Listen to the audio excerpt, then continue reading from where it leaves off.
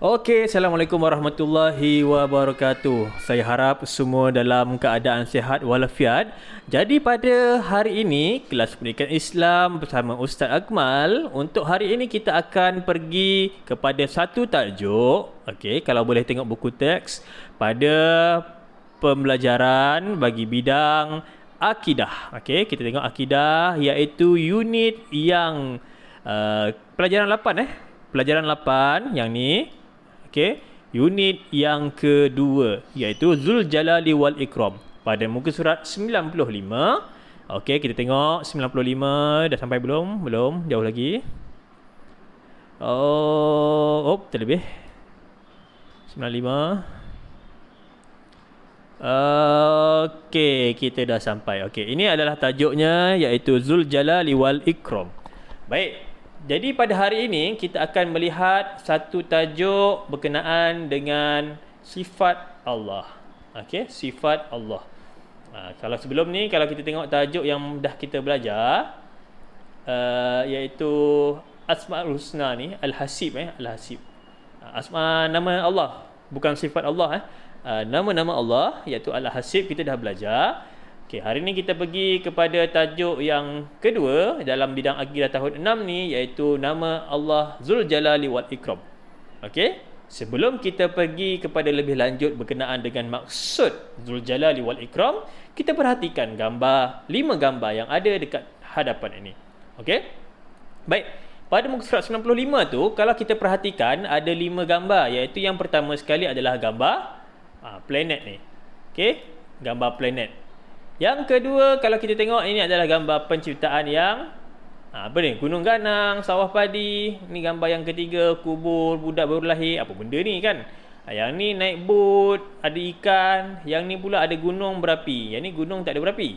Okey, ini adalah menceritakan sebenarnya tanda-tanda keagungan dan kemuliaan Allah. Kalau kita perhatikan, tengok gambar yang pertama. Saya zoom sikit. Okey, alright. Blur sikit tak apalah. Baik, kalau kita tengok dekat sini, okey, kalau kita tengok dekat sini, ini adalah matahari, kita ada banyak planet. 1 2 3 4 5 6 7 8. Ini bulan dia.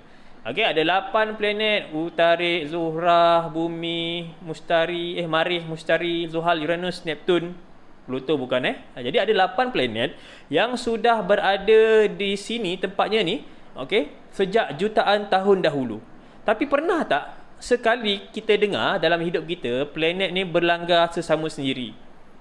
Hari ini berita tergempar Marikh terlanggar Mustari. Ada tak? Tak ada kan? Okey, itu menunjukkan bahawa sebesar-besar alam semesta ni, okey, baik, sebesar-besar alam semesta ni kecil lagi ni. Matahari ni, sistem suria kita ni, Allah menciptakan ni dalam keadaan yang sangat teratur. Okey, bumi ada dia punya orbitan dia sendiri, ada dia punya lingkaran sendiri. Ni semua ni mengelilingi matahari ni. Utarik tak ada tergelincir.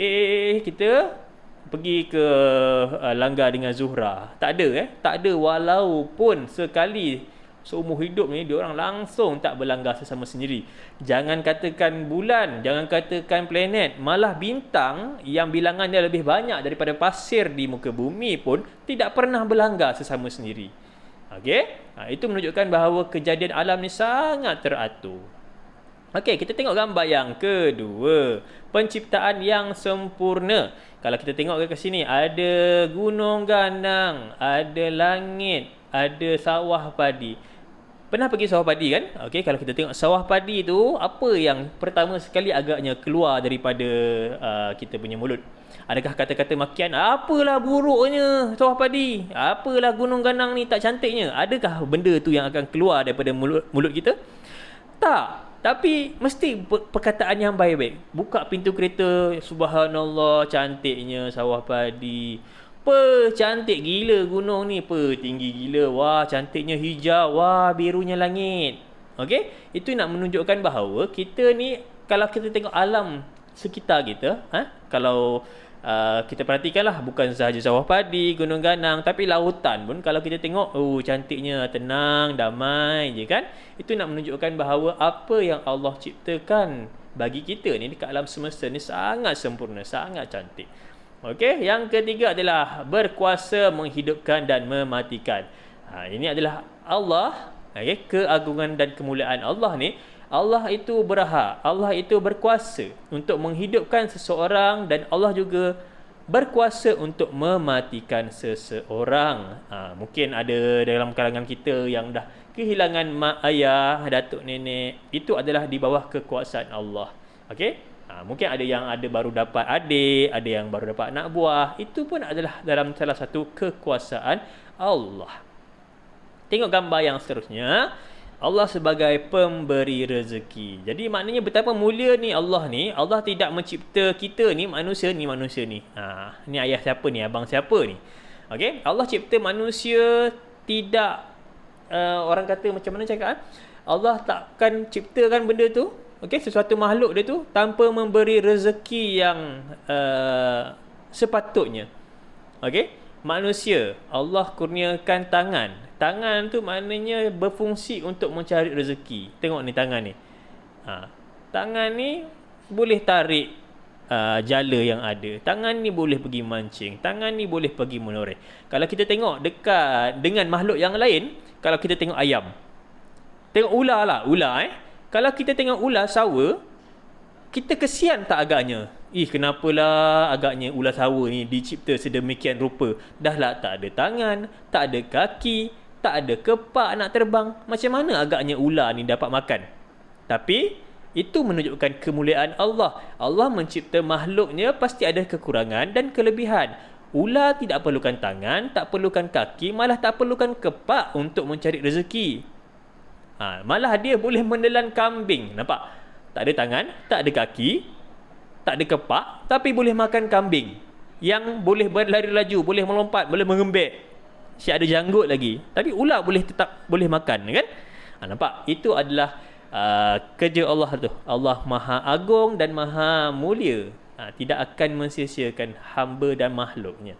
Okey, dan yang kelima, kehendaknya tiada batas. Apa kaitan dengan gunung berapi ni kan? Pernah tengok gunung berapi Alhamdulillah negara kita tak ada kan? Okey, baik. Jadi kehendak Allah ni tak ada batas. Allah nak menjadikan sesuatu perkara tu mungkin bagi kita mustahil, tapi bagi Allah tak mustahil.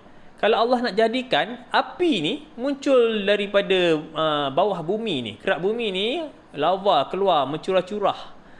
Panas ni. Kalau kita tengok kan, macam mana boleh keluar daripada gunung ganang ni? Dulu orang tak tahu. Sekarang ni kalau kita dah kaji, rupanya bawah kerak bumi ni ada dia punya lahar ataupun ni. Bukan lahar ke panggil? Lava. Lava ni ada penuh dekat muka bumi, kerak bumi ni. Dan bumi perlu meletuskan bagi mengurangkan tekanan dia kan. Okey, baik. Jadi inilah kehendak Allah ni tak ada batas. Allah nak menjadikan sesuatu benda tu macam tu lah. Suka hati Allah lah. Okey, sebab dia Tuhan. Okey.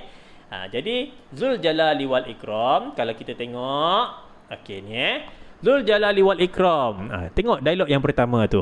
Budak-budak tu kan, siapa tah nama anak dia tu? Siapa tah agaknya ni kan? Okey. Cakap apa? Ayah, kami selalu membaca Asmaul Husna yang mengandungi nama Allah Zul Jalali wal Ikram di sekolah. Apakah pengertiannya? Tu anak dia cakap. Dan bapa dia Alia, nama anak dia Alia. Zul Jalali wal Ikram bererti Allah memiliki keagungan dan kemuliaan yang maha luas dan meliputi sekalian makhluknya.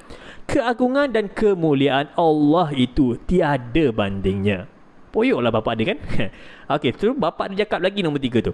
Cuba lihat di sana indahnya ciptaan Allah. Bunga-bunga yang harum dan berwarna-warni menarik perhatian rama-rama dan lebah. Daun-daun pula berwarna hijau. Semua itu ada hikmahnya. Tumbuhan hijau ini akan menjalankan proses fotosintesis untuk menghasilkan nutriennya. Dalam proses ini apa ni? Karbon dioksida akan diserap dan oksigen akan dikeluarkan. Kemudian oksigen ini akan digunakan pula oleh manusia dan haiwan untuk bernafas. Okey, terima kasih dekat haiwan, terima kasih dekat tumbuhan. Janganlah tebang balak, janganlah tebang hutan sewenang-wenangnya, sebab mereka lah yang memberikan kita oksigen untuk bernafas. Ada lagi sambungan dia. Subhanallah, saya sudah faham ibu. Kita wajib beriman bahawa Allah memiliki nama Zuljalali wal Ikram dengan meyakini dan mengakui keagungan serta kemuliaan Allah yang maha sempurna dan kekal. Itu antara bukti-bukti nama Allah Zuljalali wal Ikram yang maha berkuasa menciptakan segalanya, Hakim. Tahukah kamu bahawa semua makhluk di langit dan di bumi memuji Allah? Ini juga tanda keagungan dan kemuliaan Allah. Dalil nakli nama Allah Zuljalali wal Ikram. Firman Allah Subhanahu wa taala, "A'udzu billahi minasyaitonir rajim. Kullu man 'alaiha Kullu man 'alaiha fan wa yabqa wajhu rabbika dzul jalali wal ikram." Sadaqallahul azim. Surah Ar-Rahman, surah ke-55, ayat ke-26 dan 27. Maksudnya, segala yang ada di muka bumi itu akan binasa dan akan kekallah zat Tuhanmu yang mempunyai kebesaran dan kemuliaan. Baik, jadi kita dah faham sekarang ni maksud nama Allah Zuljalali wal Ikram ini bermaksud apa dia? Allah yang mempunyai kebesaran dan kemuliaan. Jadi selepas ini kalau kita lihat di sekeliling rumah kita, kita lihat pokok bunga yang ada, kita lihat tumbuh-tumbuhan yang ada, kita pandang ke atas melihat awan dan langit, melihat matahari dan bulan. Itu adalah semuanya penciptaan Allah. Tidak ada sesuatu yang berada di muka bumi, malah alam semesta ini, yang tidak diciptakan Allah. Baik, jadi apabila kita melihat sesuatu perkara, kita kagum dengan penciptaan sesuatu perkara, kita kagumlah. Jangan kita lupa bahawa yang menciptakan itu adalah Allah Zuljalali wal Ikram. Sekian pembelajaran kita pada hari ini. Assalamualaikum.